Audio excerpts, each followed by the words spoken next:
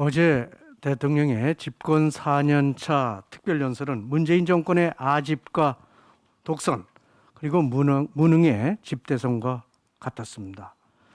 코로나 백신, 부동산 문제, 일자리 문제, 대북 외교 등 산적한 현안에 대해서 민심과 완전 동떨어진 현실 인식과 어느 것 하나 정권 탓이 아닌 그 무엇 다른 무엇 탓으로 돌리는 모습에 한 가닥 희망마저 넣지 않을 수가 없었습니다.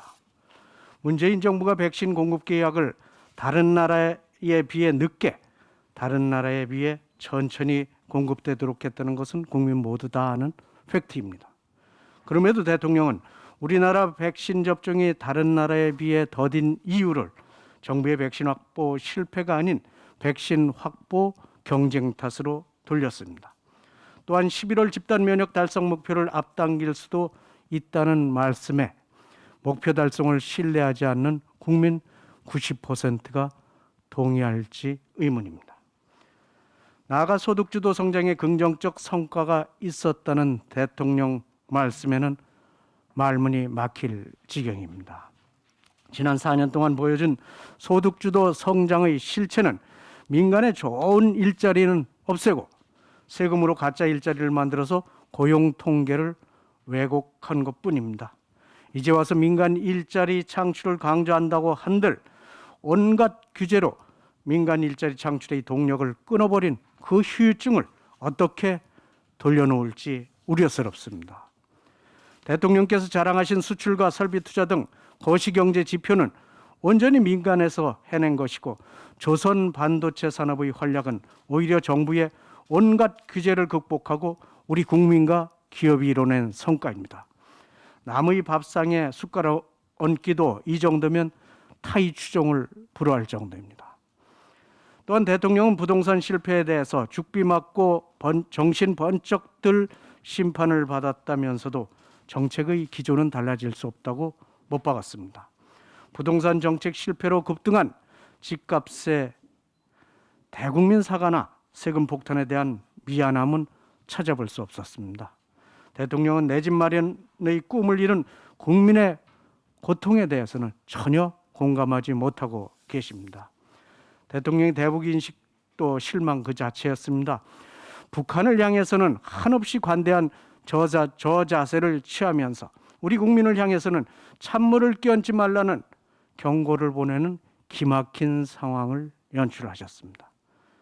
아울러 바이든 정부의 대북 정책 검토를 아전 인수식으로 해석하면서 냉엄한 국제 현실을 파악하지 못하는 아마추어 외교관을 드러냈습니다. 부적격 장관 3인에 대한 대통령의 인식도 민심과 한참이나 동떨어져 있습니다. 장관으로서 치명적인 흠결이 발견된 후보자 3인방에 대해서 인사의 최종 책임자로서 대국민 사과를 해도 모자른 그런 상황에서 능력을 제쳐두고 흠결만 따진다며 도리어 야당을 공격하는 대통령의 적반하장에 어이없을 지경입니다. 대통령 즉각 흠결 3인방에 대한 지명을 철회하실 것을 강력히 촉구합니다.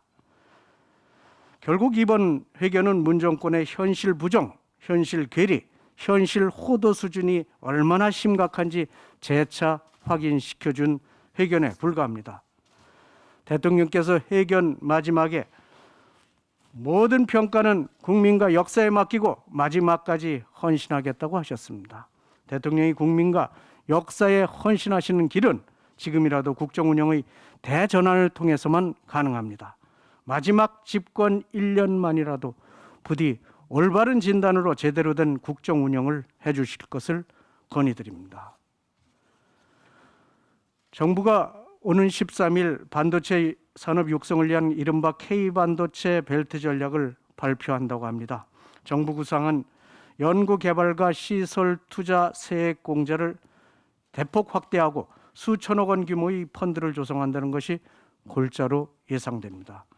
최근 세계적으로 반도체 패권 다툼이 심화되자 그동안 수수방관하던 정부가 뒤늦게 수습책을 강구하겠다고 나선 것은 그나마 불행 중 다행입니다. 그러나 대책이 생색내기용에 머물러서는 결코 안 될 것입니다. 그동안 우리나라 국민은 반도체 강국이라는 자부심을 갖고 있었습니다. 그러나 반도체 산업의 핵심 기업이 재판에 휘말려 4년 넘게 수사를 받고 있고, 또 문재인 정부의 2중 3중 규제로 반도체 공장을 건설하기조차 쉽지 않은 환경에 처해 있습니다. 그 결과 4차 산업혁명 핵심인 인공지능, 차량용 반도체 경쟁력에서 한국은 선진국의 60% 수준에 머물고 있습니다. 또한 반도체 위탁 생산 세계 1위까지 대만에 빼앗기면서 반도체 강국의 입지를 이어받고 있는 실정입니다. 외국의 경우 반도체 산업 육성을 위해서 아낌없는 지원을 내놓고 있습니다. 규모에 따라 다소 다르지만 미국, 중국 등은 반도체 공장의 허가에서 가동에 들어가기까지 약 2년이 소요됩니다. 우리나라는 최소 4, 5년 걸리는데 우리나라의 절반 수준입니다. 출발부터 전폭적인 지원을 해주고 있는 해외 사례와 비교해보면 우리나라가 얼마나 뒤처지고 있는지 명확히 확인할 수 있습니다. 결국 반도체 강국의 입지를 굳건히 하기 위해서는 정부의 규제 완화가 선결 조건입니다. 수천억 원의 펀드를 조성하고 세액공제를 확대한다고 하더라도 촌각을 다투는 반도체 공장 하나 제때 지을 수 없도록 겹겹이 옥죄는 규제를 그대로 둔다면 그 효과를 기대할 수 없습니다. 정부는 생색내기용, 체면 칠해용 발표가 아닌 실질적인 대책으로 반도체 산업의 재도약에 힘을 실어줘야 할 것입니다. 우리 당은 조만간 반도체 특위를 신설해서 반도체 산업의 성장 엔진을 달 수 있는 최적의 환경을 조성하는 데 총력을 기울이겠다는 말씀을 드립니다.